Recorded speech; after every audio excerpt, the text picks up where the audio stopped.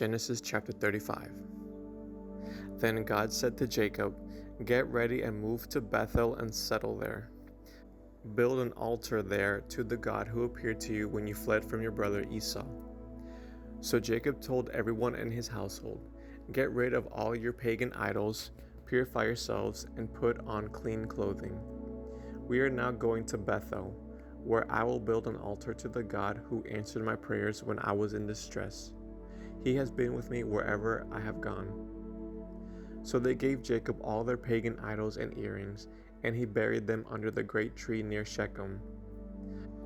As they set out, a terror from God spread over the people in all the towns of that area, so no one attacked Jacob's family. Eventually, Jacob and his household arrived at Luz, also called Bethel, in Canaan. Jacob built an altar there and named the place El Bethel, which means God of Bethel, because God had appeared to him there when he was fleeing from his brother Esau. Soon after this, Rebekah's old nurse, Deborah, died. She was buried beneath the oak tree in the valley below Bethel. Ever since, the tree has been called Allon Bakuth, which means Oak of Weeping. Now that Jacob had returned from Padan Aram, God appeared to him again at Bethel. God blessed him, saying, "Your name is Jacob, but you will not be called Jacob any longer. From now on, your name will be Israel." So God renamed him Israel. Then God said, "I am El Shaddai, God Almighty. Be fruitful and multiply. You will become a great nation, even many nations. Kings will be among your descendants, and I will give you the land I once gave to Abraham and Isaac. Yes, I will give it to you and your descendants after you." Then God went up from the place where he had spoken to Jacob. Jacob set up a stone pillar to mark the place where God had spoken to him. Then he poured wine over it as an offering to God and anointed the pillar with olive oil. And Jacob named the place Bethel, which means house of God, because God had spoken to him there. Leaving Bethel, Jacob and his clan moved on toward Ephrath. But Rachel went into labor while they were still some distance away. Her labor pains were intense. After a very hard delivery, the midwife finally exclaimed, "Don't be afraid, you have another son."